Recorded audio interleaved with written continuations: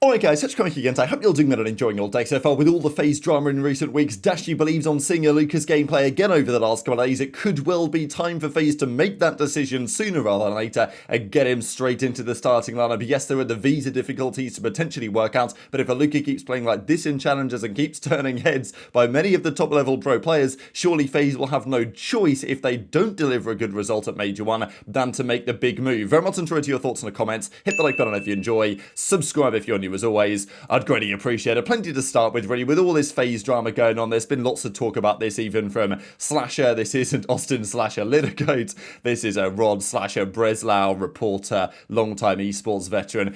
He's talking about, well, the Grim Reaper coming from multiple different organizations. Okay, people are going to say, oh, it's Mercules, right? Mercules came into OpTic and all of a sudden the FaZe downfall began. But, yeah, not quite. There's talk here about, look, VCs, private equity, right, that have come into esports over the last few years. And sure, yes, that is true. I think it's also worth keeping in mind that, look, some of the decision makers at the top level of these organizations have made poor decisions, right? Like, yes, some of the VCs and the PE firms have probably not done the best job in terms of where the scene will hope to be.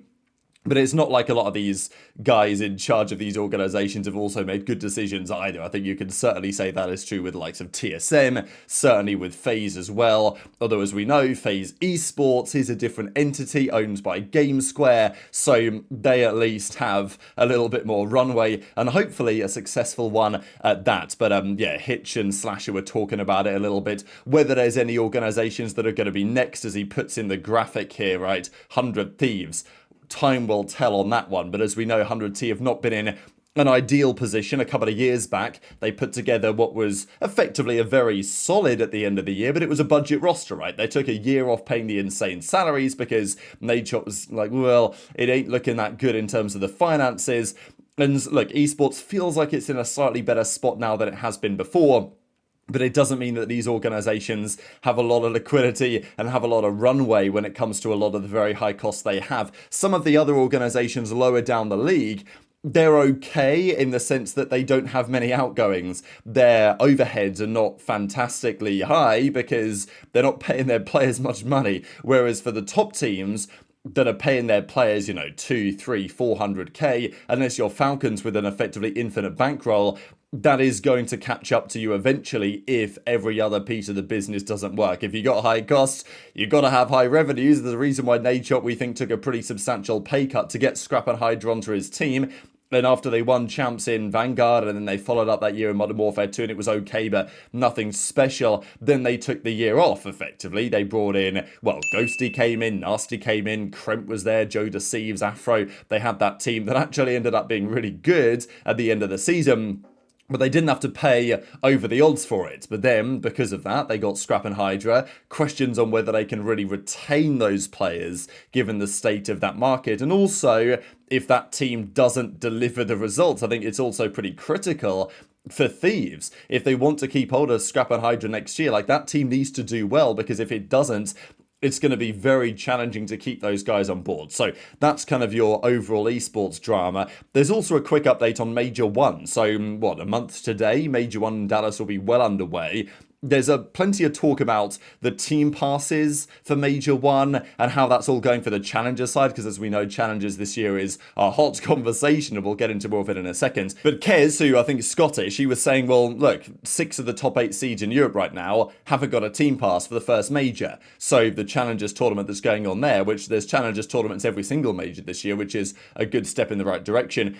But he says, like, we've either got to pay well over retail for people who effectively scout these team passes and looking to sell them on, and some of those guys are just straight up scamming. So he ats Hex, he ats basically everyone in OpTic, and then Hex says, look, 16 passes are held for the qualified Challengers elite teams leading into Major 1. If teams that qualify have already got a pass, those will be released for additional teams to purchase. So I know there's been some drama on this, as Kez has his own reply, but I think it's interesting, like, this is logical on paper, right? That in the middle of January, there will be 16 official Challengers Elite teams that qualify.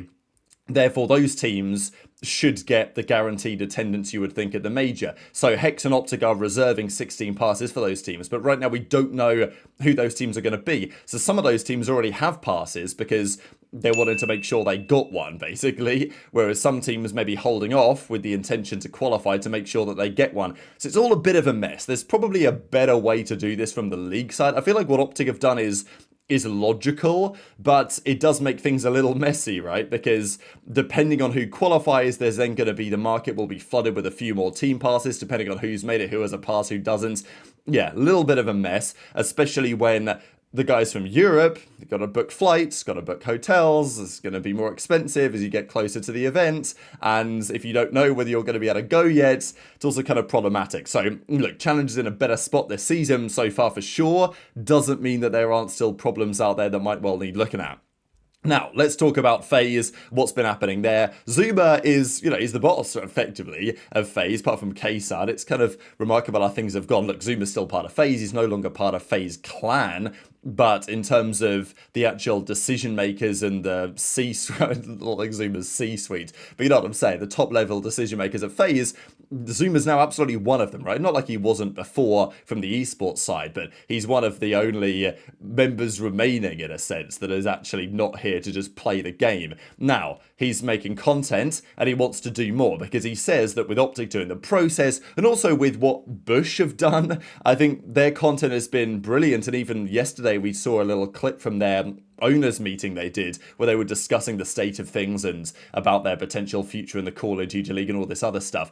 That is very interesting, and as much as people roast Benjay, his commentary on the business side of esports I always find very interesting, and I'm sure that many others do as well. So look, not to say that everyone wants to see that all the time, but Zuma's point here is that maybe some sort of content that is, yes, related to competitive COD, maybe a process-style video for FaZe. Many organizations have done this in recent years. Some of them have done it better than others in terms of the behind-the-scenes style content.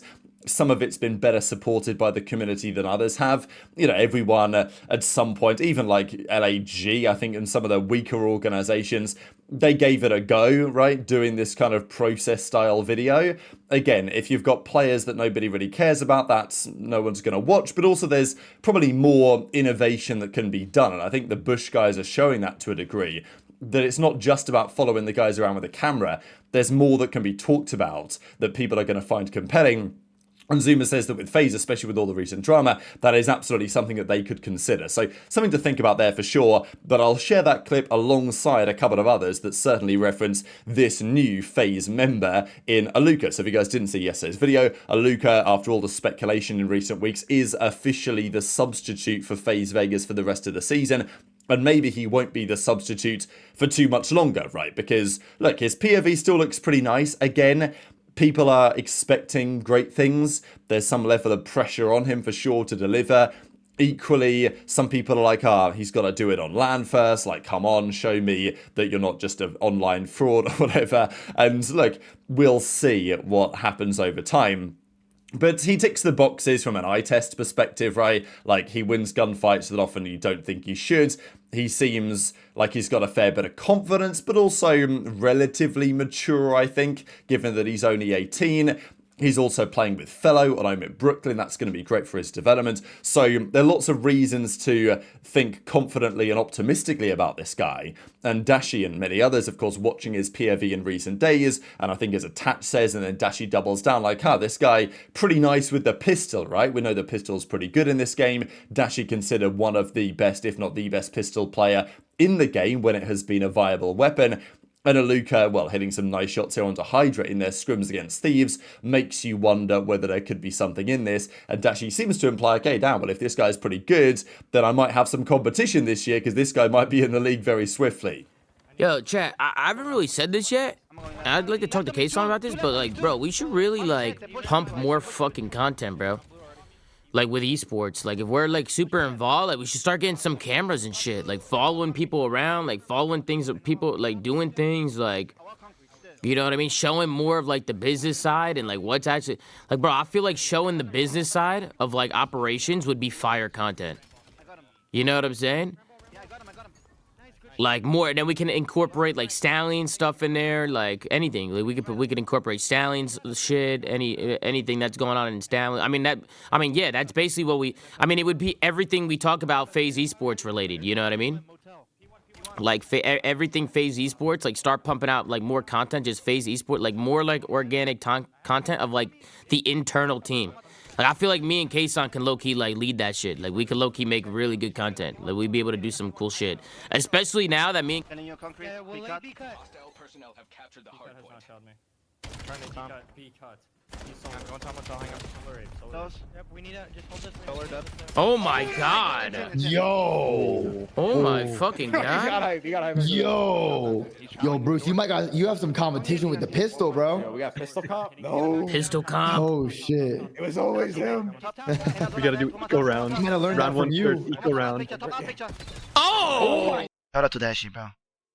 Yo, those OpTic fans in my chat. Bro, I'm not gonna stop, bro. I never insulted you guys, bro. Like, come on, boys. OpTic is the reason I'm here. How am I supposed to say I'm better than Shotzzy? I mean, come on, boys. But you gotta be confident, bro. You know what I mean? Shout out to Dashy, bro. Nice words from Alluka as well about the importance of OpTic in this journey, really, him getting noticed in the first place. Of course, also without OpTic in general, many of these guys wouldn't have got into COD, wouldn't have played COD. I mean, even, Luka's 18, right? So by the time he was old enough to pick up a controller, you had Scump winning tournaments, right, in the early days. So, yeah, pretty wild, and it's interesting how, obviously, time goes on that side. I guess the question is, what do FaZe do? Should they be doing anything? This is how things have gone for FaZe so far this season. It started out, well, not so great in the off-season tournaments and stuff, but then it got a little bit better. So if you look at their completed games here, they played that Kason showdown, they lost to OpTic, they lost to Thieves, they then lost to Thieves again, first match they played of the season, and this was a pretty interesting one, right, because Simp absolutely fried, but it wasn't enough. He had a 1.38, aBeZy had a 1.35, and LA Thieves take the 3-0 victory. It was pretty competitive for a 3-0, but after that, they've now played 2 more series, and since then, they have beaten both of the teams that they've played. Toronto in 5, Gentlemate in 5, neither of which dominant by any means, but getting the win in the fashion that they did was still pretty impressive. Their stats, however, look like the following. Simp has been out of control good so far this season. I'm not expecting that to drastically change as time goes on. He's got a 1.27, nearly a 100 Slayer rating. Slayer rating is expected kills in a 5-map series. So Respawn KD is a 1.23. Search and Destroy Simp sitting at a 1.41. Abuzah actually is even a higher, maybe helped by the fact that he's sniping. But Simp is also, well, he's only got 2 snipes according to this, but whatever. He's also got 7 plants. Simp. So again, he's doing the objective work, and I don't know if that's really the play, but whatever. He's planted the bomb and he's got a 1.4, so fair enough. But these are the overall numbers, right? And look, 04 is doing pretty well. Again, we're playing 3 series so far, so take it as you will. But I do find it interesting that Drazah is the player right now considered to be under the most pressure. It's kind of remarkable because for years, Drazah has been a very consistent player, right? Like, let's just have a look at these lineman cards, right? So I appreciate some of them are getting cut off the side, but you just look back the last few years in general, 2025, 2024, 2023, and I've looked at some of the numbers. Yeah, he's had the occasional stinker stage, but it's been pretty few and far between. I mean, he had this terrible one back in Vanguard as well. He had a 56 overall when Thieves had that really terrible stage. But mostly, Drazah's numbers, even just the lineman ratings, but also the overall numbers have been pretty good. I mean, like 2024, he was pretty damn consistent. Yeah, he fell off a bit towards the end of the year, a little bit, but he was still pretty good. This year was pretty dramatic fall off, right? I mean, he went from an 88 overall at Major 4, 90 overall at Major 2, all of this stuff. He had a good season. Then it kind of collapsed a little bit, and then he started out the season pretty poorly. So look, he is the player under the most pressure right now on FaZe because of the role that he plays for the team. Is it too early to make a change? I think yes, but will it be too early in about a month's time if FaZe have had a tough time in the major? Not necessarily, and it feels like Dashy and some others are certainly expecting that Alluka will be playing in the Pro League this year, and if he is, it's almost certainly going to be for FaZe because he's their sub, and if he's coming in, currently it looks like Drazah would be the most likely candidate to be replaced, which seems to kind of not come out of nowhere exactly, because the last 6-8 months for Drazah have not been great. But equally, if you'd have told me, I don't know, a year or so ago that Drazah would be getting benched for an amateur, that would have been a big shock to me, and I think for many in the community, given how good he's been so consistently for so many years. But if that doesn't change quickly, then we could see a change be made. So very much on Twitter your thoughts on all of this stuff in the comment section below. Hit the like button if you enjoyed, subscribe if you're new, take care, and I'll see you next time.